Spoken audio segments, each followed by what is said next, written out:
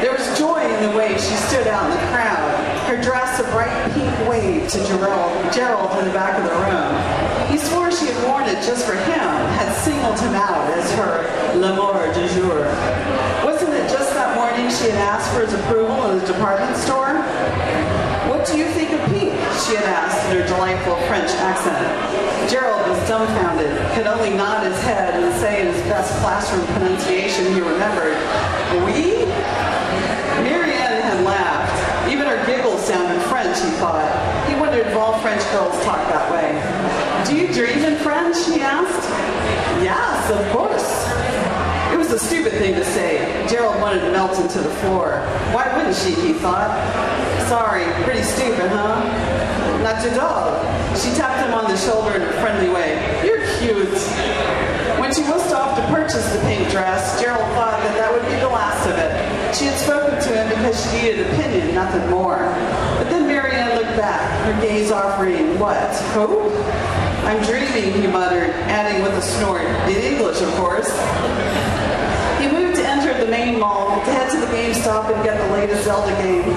When Marianne tilted her adorable chin, "You're going to the musical tonight, yes?" Was he? Gerald never attended high school events.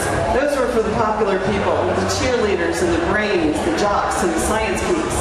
He wasn't smart enough for any of the labels. Nerd was what the nicer students called him. Gay was what most of the boys on the bus preferred. "You must come," Marianne insisted, pouting, which made Gerald's innocent brain rush through a dozen sexual scenarios, something that would have shocked the bus jocks.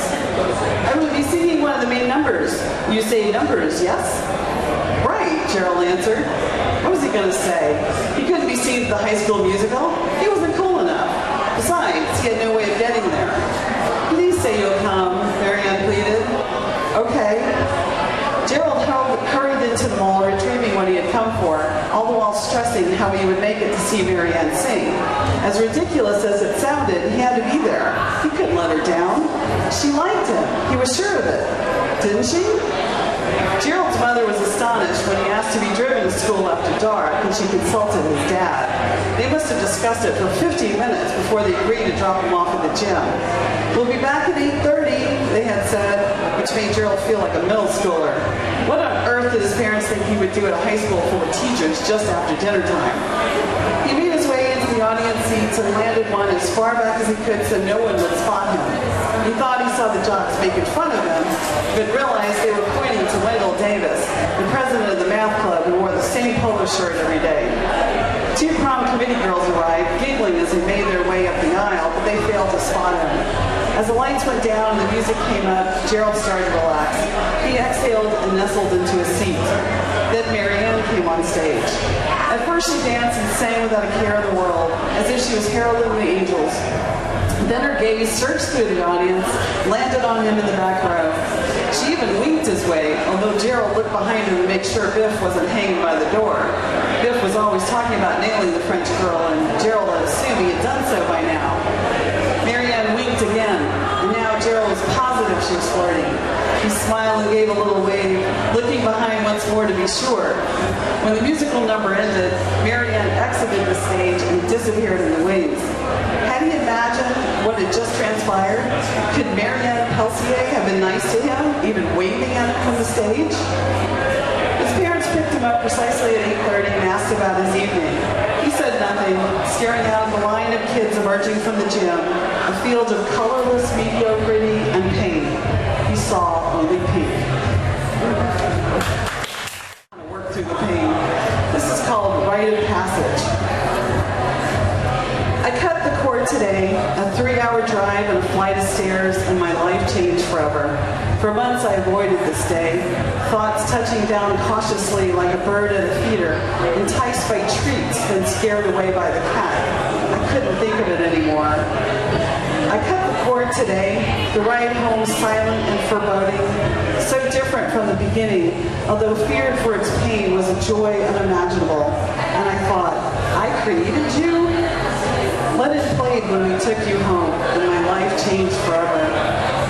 I cut the cord today, broke the bow line that held you back, Sails full, eyes straight ahead, yearning for the horizon. As the ship moved off, you climbed the stairs, telling me not to worry. Pop. In your wake, it's peaceful and calm, but I'm lost in its dark, empty depths. With it. This is called Lessons from Those Who Came Before.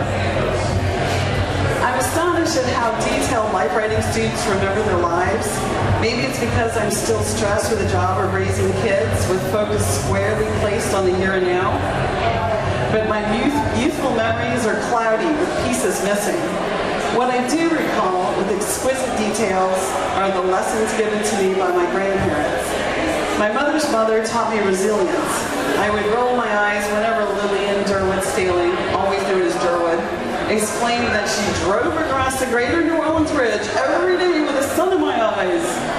But I later learned that not only did she divorce one cheating husband in the early 1930s, rearing a child on her own with the help of her parents, but later fell in love with an unavailable man. She also married again to a man who deserted her, leaving her to pay the mortgage on the home they purchased together, when my mother had to offer to his family should they come forward after my grandmother's death.